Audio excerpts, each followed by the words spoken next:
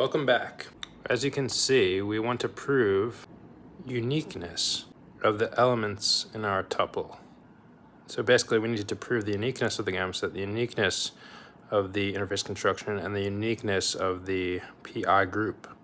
Putting these objects in a canonical representation gives us the power to leverage the total space, E, or the fiber space, E sub x, as somewhat of a canonical space, since all the elements in the tuple are canonical. This makes zeta space really a canonical space in our framework. So this means once we have our quote-unquote ducks in a row, we can start to operate on this space. We can extend this space by complexification of the components. So we complexify the mathematical I sub x, the gamma sub x, and the PI group sub x. If we want to include the Hauer zeta or geometric zeta function based at point x with a holonomy and the formal variable, we can complexify that too to get a complex valued zeta function.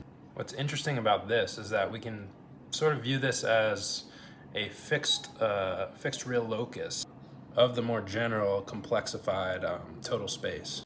But people might be wondering, why ultra dark are you using the Hauer zeta function, which is a purely combinatorial representation theory viewpoint in this, when you're dealing with geometric surfaces? When you use a more geometric zeta function?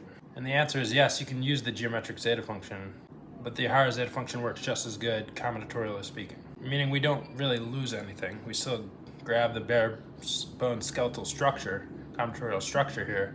If we want to, we can expand onto that, which I will later.